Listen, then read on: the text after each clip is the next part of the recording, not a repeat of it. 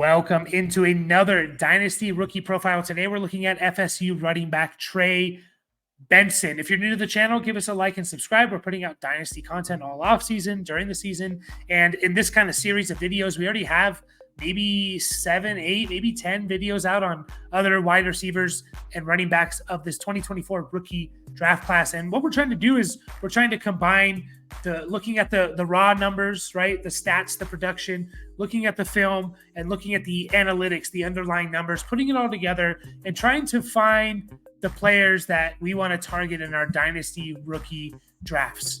And, we're not spending a whole lot of time on the upper echelon of players. Marvin Harrison Jr., is awesome. We're looking at more of the players that are going to be drafted second, third, fourth round of the NFL draft, or second, third, or fourth round of your Dynasty rookie drafts. Trying to find those hidden gems, the Puka Nakuas, the Tank Dells, the Keaton Mitchells, whatever you want to find. So the more and more I dive into this running back class, guys, I'm kind of disagreeing with the notion that a lot of people are making that it's a bad running back draft class. Now, it's not top heavy. It doesn't have Bijan and Gibbs at the top. Probably doesn't have any running back taken in the first round. Maybe not even a running back taken in the top 40 or 50. There's a chance.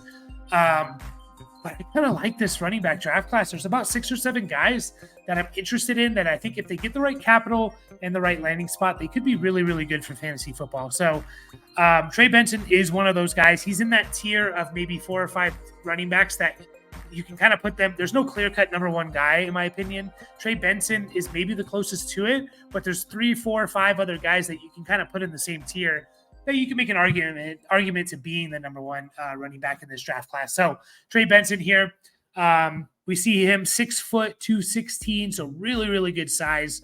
He could probably afford to put on 5 to 10 more pounds given his size, his frame.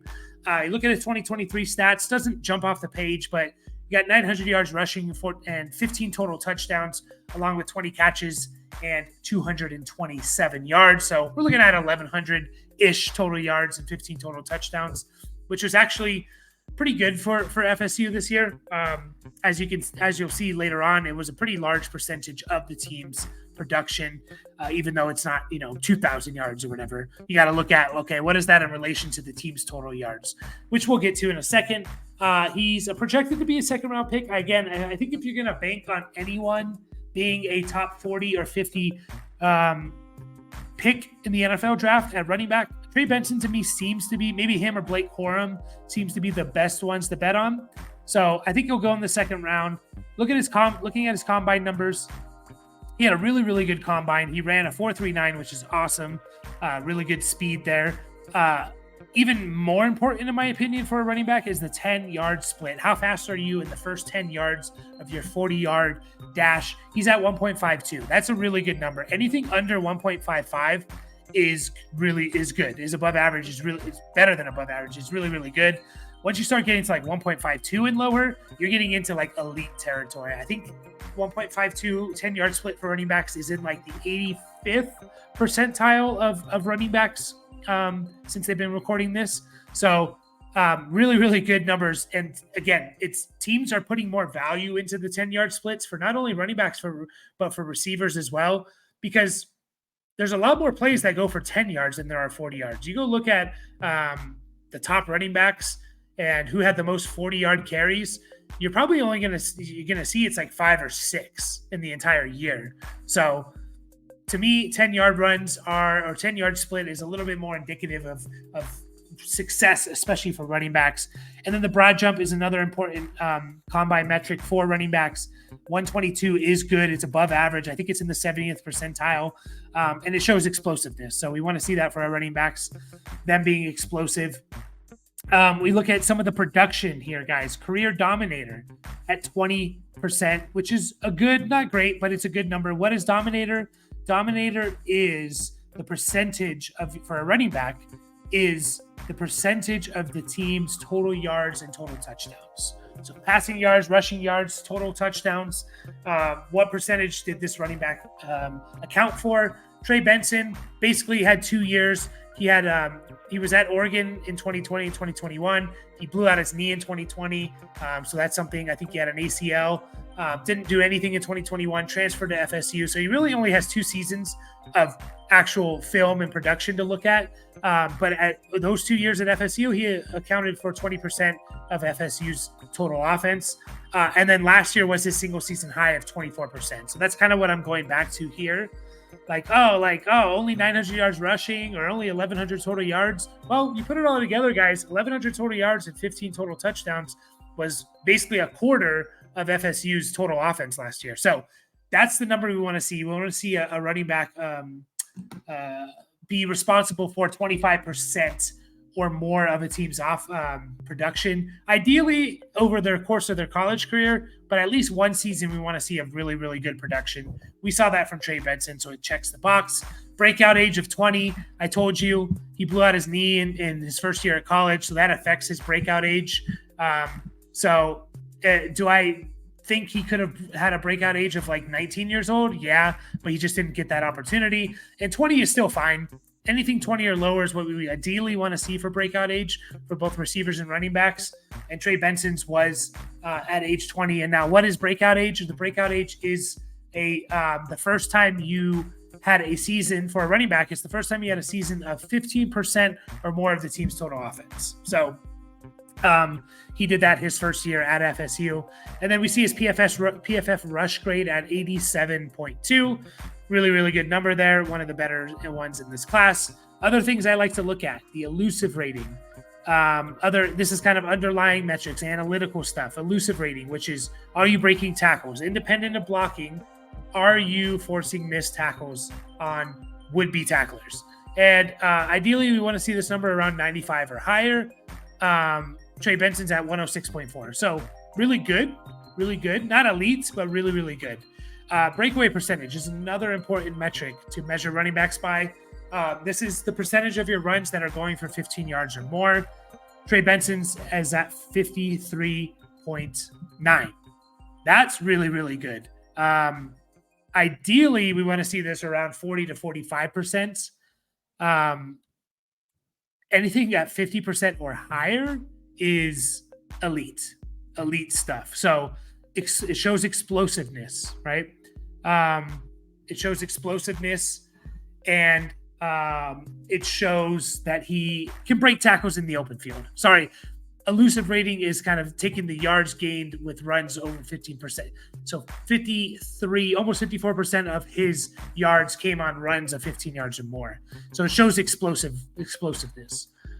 And then yards per route run, 1.46. Pretty good number. Not elite, not amazing. I think he's a solid pass catcher. I don't think he's an amazing pass catcher. But if he is the workhorse running back for a team, I have no problem. I see no problem him catching 40 balls or something, So, he's not this amazing pass catcher, but he can definitely pass catch. And then real quick, some other metrics here. Yards after contact at 551. Yards after contact per attempt at 3.53. So he's getting about 3.5 yards after contact per carry, which is a really good number. That plays into the elusive rating a little bit. Missed tackles forced at 45. And he was pretty balanced with his zone and gap run schemes.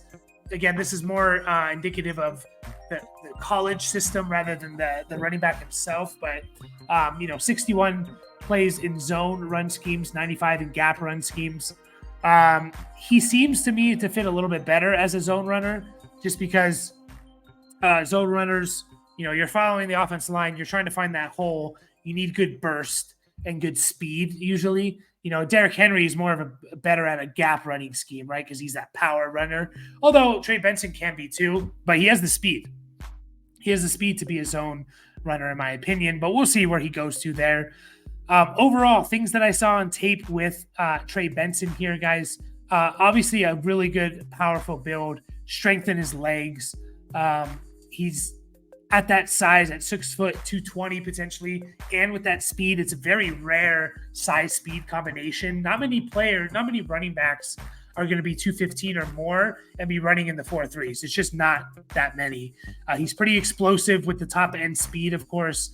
And then the yards after contact, like it's not just speed with him or brute force, it's speed and power, which I don't think any other running back really has that in their profile in this draft class, which is what makes me lean towards him being my RB1 in this rookie class. He's good as a pass blocker as well, in my opinion. He has obviously the size and strength for it, and that's so important because it's going to get you on the field. If you can pass block, you're going to be on the field. So some things that maybe he can be better at. He does miss some cutback lanes, which is a concern if you are going to be in a zone scheme. I did say his profile in terms of athleticism fits a zone run scheme, but you also have to have the vision as well. So to me, there's times in which he does miss the cutback, miss the hole that he could have had. So a little bit better vision. He's not the best pass catcher in my opinion. Laterally, he's good. He's okay, but he's not great. He can be a little stiff, in my opinion, laterally. So overall, though, I really like what I see from Trey Benson. And I'm going to be paying attention to just kind of see where he's going to go. Because if he gets the nice draft capital and a good landing spot, there's a potential that he sneaks into the first round of a dynasty rookie superflex mock draft. I'm still ruling out that there's probably not going to be a running back in most dynasty rookie drafts, superflex that is. But if there's one that goes in the top 40 or top 50 into a really nice spot, and that's Trey Benson, I'm going to be kind of in on him. If you want to swing at the 111, 112 or something, I'll be in. I'm not going to argue against it. So overall, I really like what I see. Again, just kind of the production is good. It's not elite, but it's good. Maybe it's a slight knock, but it's good enough for the 2 years basically that he had in college. Obviously, he has good athleticism, good size speed combination, good at breaking tackles, good at breakaway percentage. So a lot of good in his profile. So that's all I have for you guys. Again, there's not many holes with him. A lot of these other running backs, Jonathan Brooks, he's coming off an ACL. Bucky Irving, he's a little undersized, right? Braylon Allen, he kind of regressed from year 2 to year 3 or something. There's not many holes for Trey Benson, except for, if you're worried about the knee injury that he had in 2020, I guess you can point to that. But I really like him. I think he's probably going to be my number 1 running back in this rookie draft class. So as always, guys, we'll be putting out more of these as we move along. To more into draft season. As always, like and subscribe, and we will catch you all next time.